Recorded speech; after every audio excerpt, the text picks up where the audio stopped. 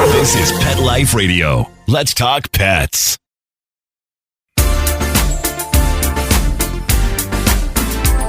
Rappaport to the rescue with award-winning animal advocate, best-selling author, journalist, and pet products creator, Jill Rappaport.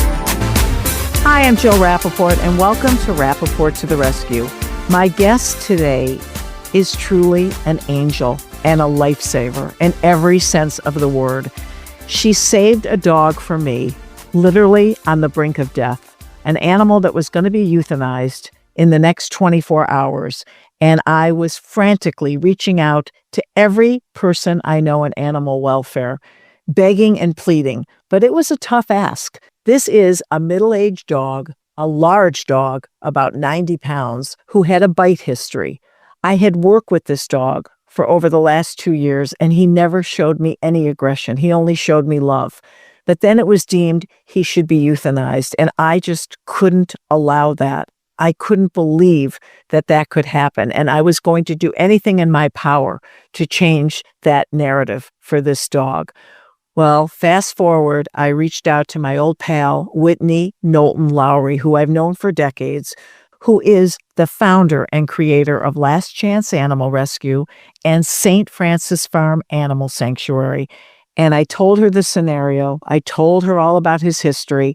And she said, we will take him. We will pick him up and we will take him. And I can't even put into words what this means to me, knowing that this dog has a second chance for a new life at her sanctuary. And so far, so good.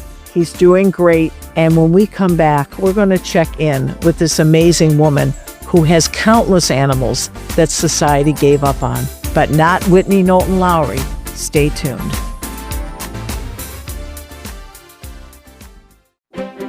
You know the expression, cats have 9 lives. Well, what if you can give them one more? The Give Them 10 movement is on a mission to help give cats an extra life. How? With spay and neuter. Spaying or neutering your cat helps them live a longer, healthier life. And it helps control free-roaming cat populations too. Learn more about the benefits of spay and neuter and meet Scooter, the neutered cat, at GiveThem10.org. That's GiveThem10.org. Let's Talk Pets on PetLifeRadio.com.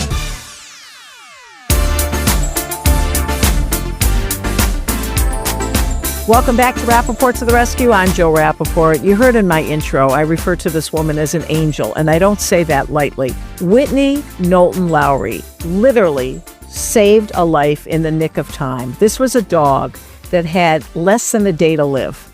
I reached out to every person I know. I called everybody I've ever worked with in animal rescue, and I said, look, I've got this dog. Yes, he's middle-aged. Okay. He's big, over 90 pounds. Okay. And he has a bite history, dead air, paws.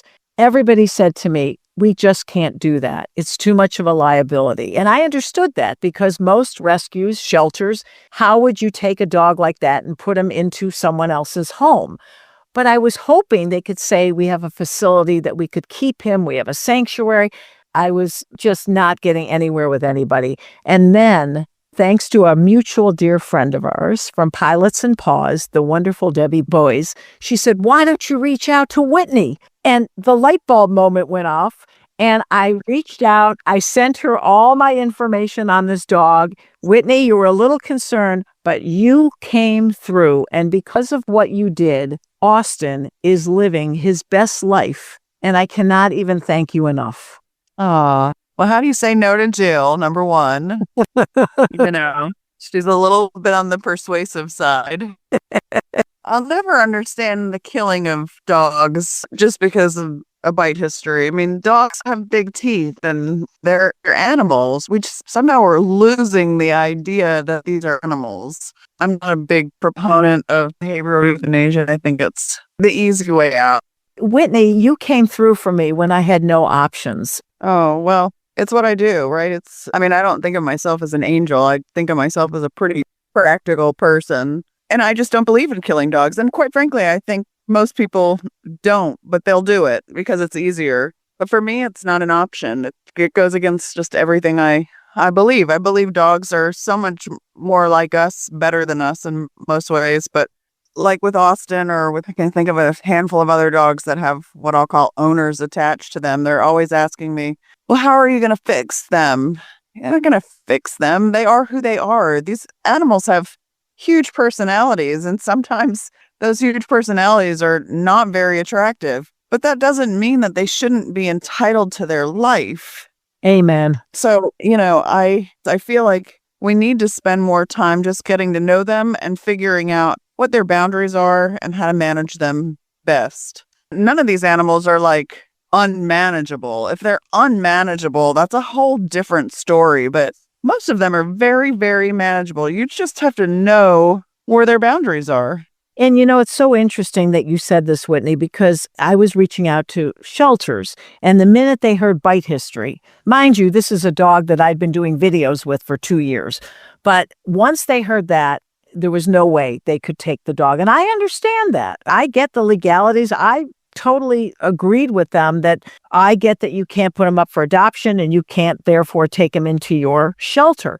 The problem is, where are our options? Because of your amazing organization, which is called St. Francis Farm Animal Sanctuary, you have created a safe haven for these animals that society has given up on. But you're one of the few. Yes, very few. I'm really not sure how many there are, but I would say there's less than a dozen, less than 10 in this country. I don't understand it. I mean, I get people, and I would have said the same thing to you when I first got into rescue, like, who wants a dog that bites? Why would anybody keep around a dog that bites? But I think that the more dogs I've gotten to know and the more I've gotten to know about dogs, I realize that most of these dogs aren't bad dogs.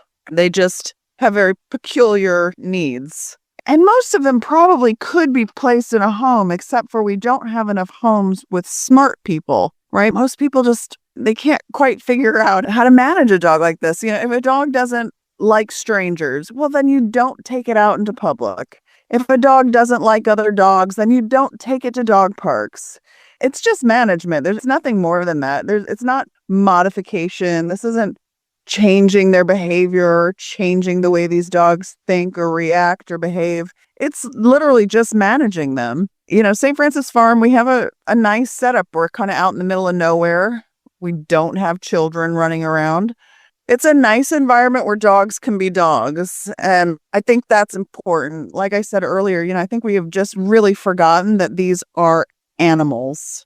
And it's more than just a nice, safe environment. You have a beautiful facility there with rolling acres. And I got to meet the transport team. I was blown away by them. The dog that I was giving to you had the whole van to himself, the air conditioning on. They also brought him a fan. He had two of the kindest drivers. One was a vet tech and the driver that truly cared. Do you know they sent me 3 videos during the course of his trip from New York to South Carolina to update me, to show me that this dog was doing okay. It's incredible, the devotion and the commitment your staff has and what you've created there, Whitney. Oh, thanks, Jill. I appreciate that recognition. It's certainly been a long haul. The rescue's been in operation since, I think, 2008 or 9, and the sanctuary we bought in 2013, so 12 years. And it's been a long 12 years. We're not a rich organization. We don't have, a wealthy philanthropist behind us. It's me, and I'm just a girl who likes dogs. An understatement. I mean, really. So it's rough. It's hard to wear so many different hats all the time, trying to figure out how to pay for everything, trying to figure out what to do about this particular situation with this particular dog. And I mean, there's just so many different moving parts and always trying to figure out how to make everything optimal. It can really be exhausting. And so expensive. I want our listeners to understand. You said that there's probably less than 10 of these sanctuaries. And I know for a fact some of them aren't nearly as nice as yours. People really need to understand it's not a Canyon Ranch spa. A lot of these sanctuaries, you're happy the animals are living, but they're not optimum always, right, Whitney? And so it's really a frustrating situation when you have an animal that might not be right for somebody's pet or to be in a home, but you want them to live. But we also want them to have a quality of life, which is what you're giving them. How many animals do you have at your sanctuary now? On average, we house about 150 dogs, which is probably where we sit about right now. And then we have about 75 cats. The dogs, they require a lot. We obviously staff the farm 24/7. So it's, it's not a proposition that you can't shelve them, right? You can't say, oh, well, it's Thanksgiving, we're going to just shelf everything for the day. I mean, the show goes on, as they say, right? You have to keep things going day in and day out. And it's expensive. I think staffing is for sure our biggest expense. But we rely on staff. We can't rely on volunteers who may or may not show up. The dogs require what they require, and it has to get done. So I think staffing would be our greatest expense. Food and medical care would probably be our second greatest expense. But, when you talk about quality, there's so many different levels to quality. And I think one thing I try not to do is really, that big old word, anthropomorphize the situation with dogs, because dogs aren't people. So they don't care what color the walls are painted. They don't care if you give them a plaid bed or a purple bed. They're dogs. They want to be outdoors. They want to run. They want fresh air. They want food. And they want consistency.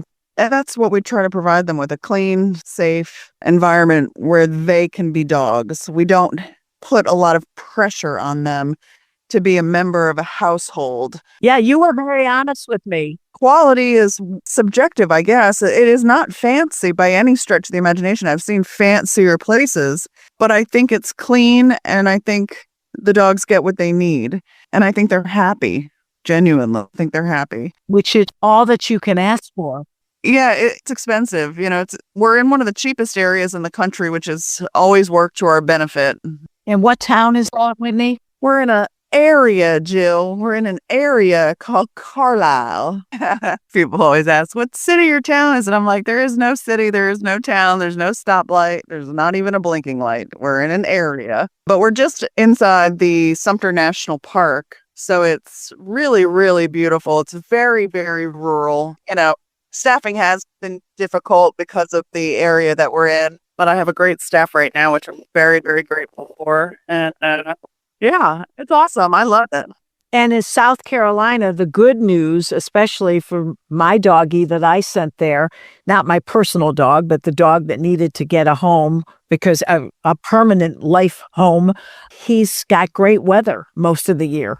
You have nice winters in South Carolina. It is true. We have a very temperate climate. We're in the upstate of South Carolina, and it's absolutely beautiful. I love it. I love it here. Well, I know you're very modest and understated about what you do, and I never realized how important the work you do until I was in a desperate search to save Austin.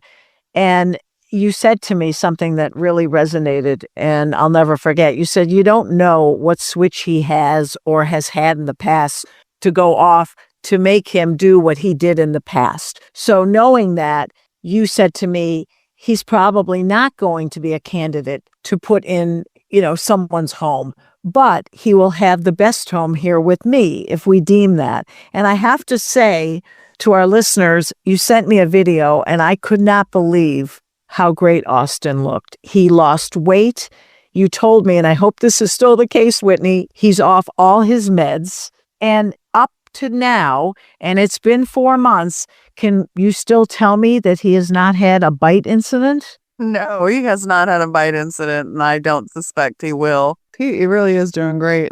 We're in such a low pressure environment for him. Austin is a hound mix, and I would venture to guess before he somehow got to Southampton, he was just some dude's dog who probably hung out in the garage or the shop or around the yard, maybe in the back of his hunting truck, or, really, if you think about that, is very low pressure, right? Just being a dude. And then you take him and you try to force him into a house, maybe with kids, and there's food everywhere, and he doesn't really know what to do with himself. And I think now being back in this environment where he can just be a dog and hang out, he's relaxed. He was extremely overweight when he got to us. He has lost some weight, not enough. And, I keep going back to money. I wish we had more money. I'd love to have more handlers. I'd love to have more people who could come in and do more things with these dogs. But, we're lucky right now if we can afford the basics. And that's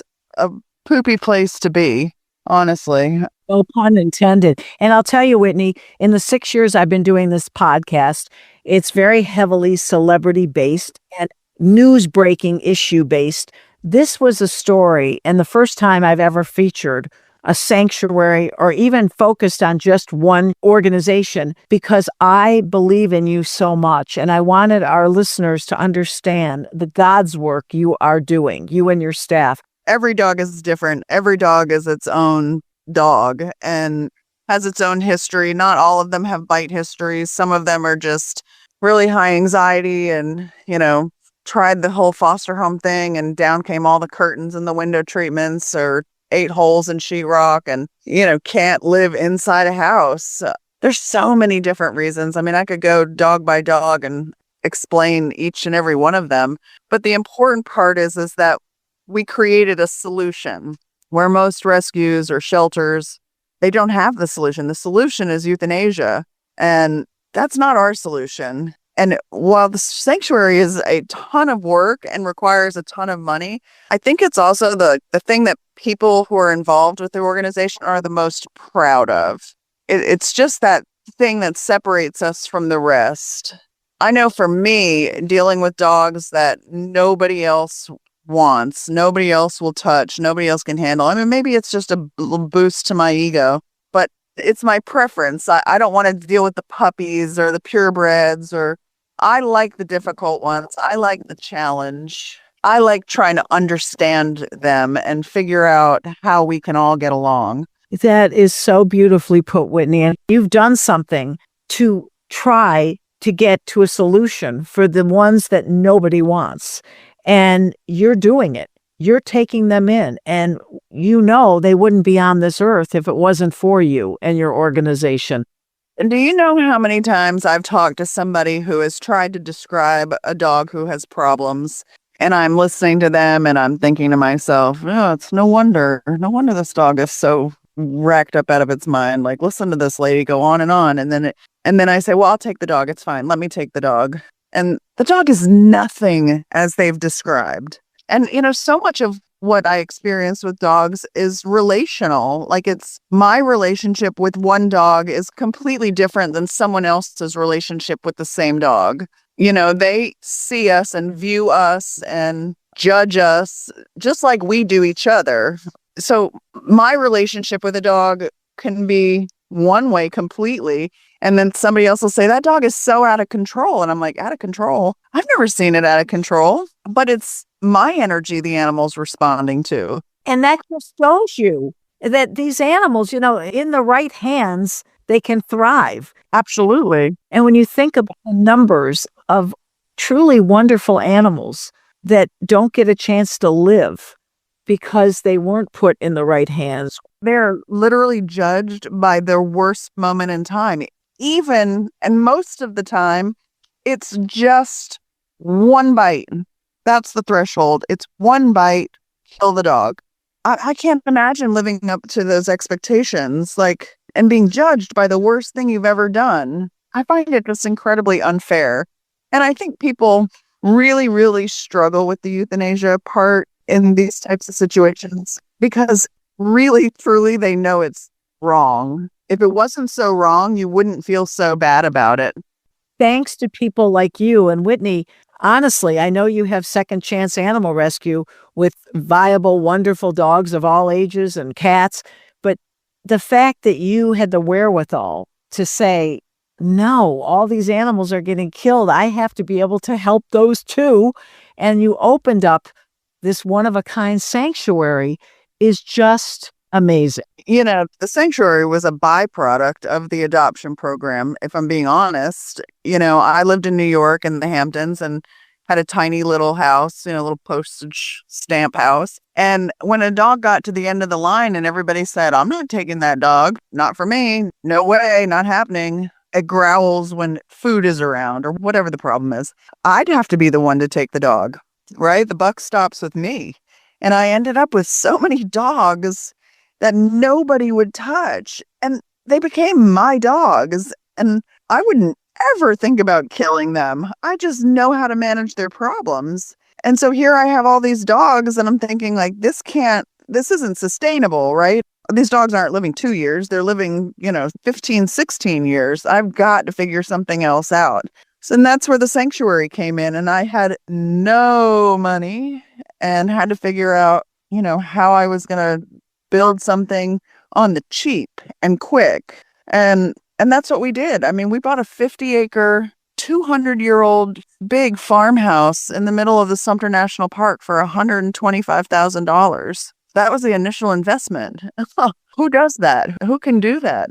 You. Just tell our listeners what people can do to make a difference for you so you can continue your mission of the heart to save all of these animals. Oh, well, we're definitely in need of funds. Right now, we're dry. We've bled ourselves dry. And where can people donate? You can go to our website. It's lcarescue.org.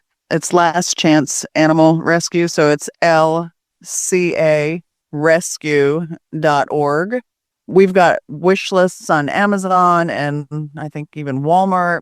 From the beginning, I've kind of been like a proponent of people doing things on their own. So, the Hamptons, I always said, you guys are going to have a huge party at your house this summer. Instead of it being for nothing, why don't you make it for the rescue? Invite all your friends over for that big barbecue like you do every July and have them bring a check for $50. And that's how we started with fundraising. Now we have, one fundraiser, our golf tournament in July, but all of our other funding really comes through social media posts and our adoption fees. That really fuels the costs of the sanctuary and of course what it costs us to take the dogs from unadoptable to adoptable for the adoption program. But they can do their own canned food drive. I mean, that's great. And we have a van in New York a couple times a month that picks up donations and brings it back down to us. Blanket drive, towel drive. You're welcome. Anybody's always welcome to come to the farm and see the animals, meet the animals, spend time with them. You'll see that they're great animals. They just have made a mistake somewhere along the way. We have adoption events in New York. The event calendar is on our website. It's also on our Facebook page. You can get involved. You can be a volunteer. You can help us screen applications for adopters. We do all kinds of outreach and advocacy type events where you just sit at a table and talk to people about the work we do. And there's just a million different opportunities and it requires a lot of people to get involved and be excited and do something. The animals are counting on us. Look at all these animals that are thriving now that wouldn't be here. And it's only about to get worse. It's really only about to get worse. The economy's in such a bad place. People are going to lose their benefits down here, in South Carolina. People rely on, their benefits. And the first thing that's going to start to go isn't going to be their groceries. It's going to be the dog. My husband was driving out to the farm on Saturday and he came up and went around the big turn in the road. And then it's like a straight shot. And he sees this woman get out of her maroon minivan and push a dog out the back and get back in and drive off. Yeah. Oh, and I know that dog is with you now, I'm sure. Of course. But he's like, what do you want me to do? I know your intake is closed. And I said, we're not going to leave her on the side of the road. And I'm definitely not going to turn her into a kill shelter. So just take her to the farm. We'll figure it out. Every day you wake up and you just think we're just going to have to figure it out. My friend, my right hand, she says, the one thing I learned from you is the answer is always, you just do the next right thing, right? When you don't know, you just do the next right thing. And the right thing is the right thing. It's the right thing. You certainly did the right thing by me and Austin. And when I look at that video, it brings me to tears every time. And you are doing God's work. And we all need to step up to the plate to help you. Definitely.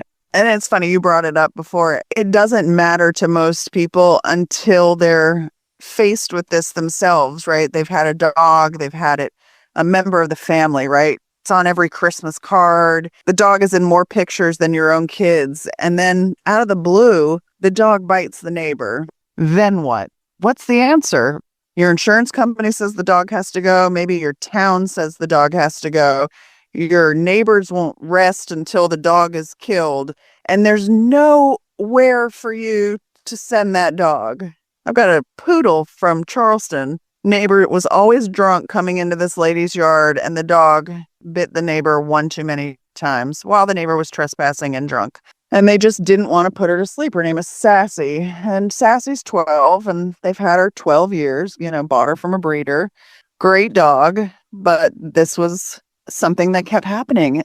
People like that would have never cared about my mission until it happens to them and it's their dog. And now Sassy lives at the farm and she's happy, happy, happy. So hopefully it never happens to you, but when it does, you'll be grateful that you helped support a place like this. Yeah, and I'm all about the underdogs, and I've had a few that have quite an interesting history too. And I'm just so blessed that I was able to keep them till their last natural breath. But this dog that I was just working with in hopes of getting a home, he just got under my skin. And I said there was a reason. Despite his past, despite his history, he showed me the most beautiful, loving side. And it was as if he knew that I was there to save him. He just knew it. And I know that sounds crazy, but he came into my life just through these videos at a shelter. They were going to end his life, and I was not going to let that happen. But I don't think I would have succeeded if it wasn't for you, Whitney. Yeah, that's sad. The update alone, I pray, look, they're animals, anything can happen. I pray that this great news continues, but I'll take it for now. You've given me such hope, and to know he looks great, he's doing great, not one bite incident. I know, and I've always known I made the right decision, but it's just so wonderful to hear it from you. Yeah. I'll try to get you some more videos. Those words are just magic to my ears. And everybody, please try to help Whitney Knowlton Lowery. Yes, please. And send in your donations. You have all the information. We will also post it on our website when we put up this show. I promise you that every dollar you give literally will go back into saving an animal's life. This isn't just to pay salaries or to fix a broken tractor. This is going into the animal's mouth, into their well-being, into their care. So when you write that check or you donate your time, you're doing it for the right reasons and it's going to the right place. So Whitney Knowlton Lowery, thank you so much. Continued amazing work. You're my hero. Thank you. Thank you, Jill. Thank you for all the work that you do. Putting a voice to the voiceless is so important. And being in this industry can seem overwhelming, daunting, and be very lonely. So knowing there's people like you really, I don't know, it just makes you feel like you have some support behind you. And I appreciate that more than you know. Whitney, thank you. And I wish you a happy holiday season. And I can't wait to get those updated videos on my little Austin, my big Austin. I'll get it to you soon, I promise. Okay, much love. Thank you. And when we come back, we will be checking in with our cat correspondent, Deborah Cribbs, who has a really wonderful story just in time for the holidays. This is your official gift wrapping, eggnog sipping, tree decorating station. Pet Life Radio. Let's talk pets. Let's talk pets Let's talk pets on Pet Life Radio. Pet Life Radio. PetLifeRadio.com.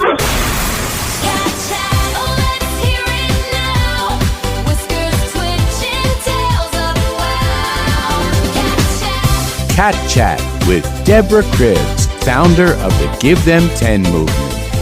Welcome back to Rappaport to the Rescue. I'm so excited to have my cat correspondent with me today, Deborah Cribbs. And Deborah, this is really exciting to have you on location at the kitten wing of the SPCA in Cincinnati. Tell us about this place. It looks like so much fun. It really is. And I have to tell you, Jill, it's so hard to come into a kitten nursery and not take home everybody. But I am on lockdown from my husband. No more kittens are allowed coming into our house. I know that. He knows that. Everybody in this room knows that. I'm not sure the kittens do, though, because they look super cute. They are talking to me, so I hope they're talking to you. Well, it is such a beautiful facility. From what I can see, these kittens and cats have a really great life until, of course, hopefully they get their forever home. But this is certainly a great layover. It really is. This is a really progressive shelter that we partner with down here in Cincinnati.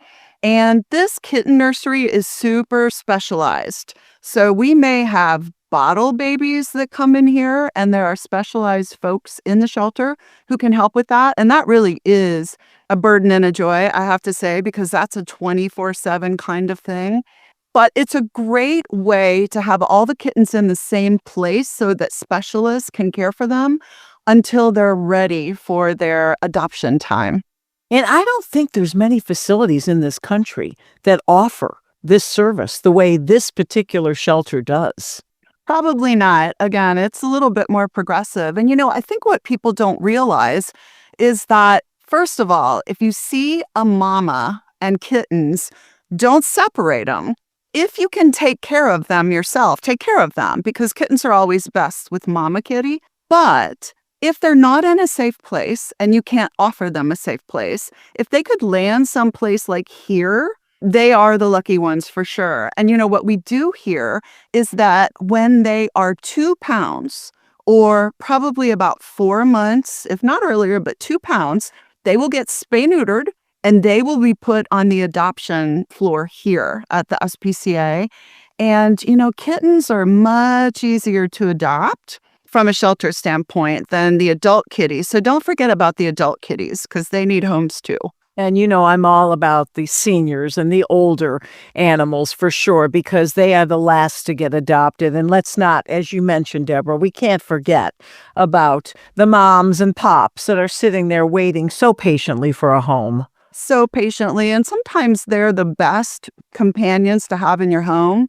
But gosh, this time of year, it is great to have kittens on the floor ready to go to their forever homes. I'm sure these little guys behind me who are singing in my ear right now, I'm sure they'll have homes in no time. And how does the adoption process work there when they are ready to go home with someone? That's a great question. This is, as I said, a really progressive place. So they don't put as many barriers in front of adopters as a lot of other places. They're open really long hours and on weekends. And when people come in with an interest in adopting, they do have to fill out a form. We do have to know that they're legitimate adopters.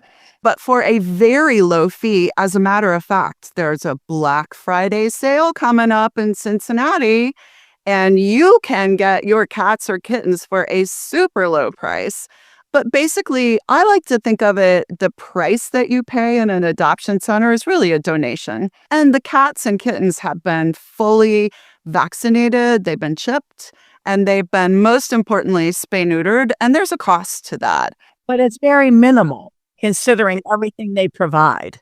Absolutely. I've yet to see a shelter, a good one anyway, that charges anywhere close to what it actually costs them, especially if they come in like these. These are little kittens behind me. Well, it's so amazing, Deborah. I was driving down the street the other day and I literally saw a cat and a kitten dart into the woods, and it just broke my heart, freaked me out. I pulled my car over to the side of the road, making sounds, purring, trying to get their attention, trying to rescue them. What should people do when they come across a situation and possibly see a cat or a kitten in need? Really good question again. If you see a mama cat and kittens that are actually someplace safe, especially if they're someplace safe that you could keep an eye on them and feed mama, if mama's healthy, babies are going to be healthy. Leave them there, but for gosh sake, don't separate the kittens from the mama. If you have to move them to someplace safe where you can care for them, or take them to a shelter that's willing to take them all together. If you just see a cat running around going into the woods, if possible, if you see that cat has a little notch out of its ear, that means that cat is spayed or neutered. So somebody has already taken the trouble to say, this kitty wants to live outside. And as long as the kitty looks healthy, go ahead and let the kitty be where the kitty's going to be. But if the cat looks to be in peril, by all means, try to help the cat by, as you said, capturing. And you can always try to find a shelter that's willing to help. And, you know, it's amazing, this organization, and just looking at the environment behind you, it's a rarefied existence indeed. But what can people do to support programs like this in their own town? The most important question, you can always give money, but if you don't have money, see if you can give time. Be a foster family for kittens. That's fun. That's a lot of fun. Or puppies. Or if you happen to have, usually in shelters, they're willing to take things like towels, blankets, maybe some food that you have that's enclosed that hasn't been opened. I mean, check with your local shelters, but do whatever you can to help. Give back any way you can because they need it now more than ever. Yes. Oh, Deborah Cribbs, again, amazing information just in time for the holidays. Thank you so much, and we will be checking in with you every week. So excited to have you on Rappaport to the Rescue, and happy and healthy Thanksgiving to you. And to you, Jill. Thank you very much for having us. And thank you all for joining us today in this very special edition of Rappaport to the Rescue. Let's Talk Pets, every week on demand, only on PetLifeRadio.com.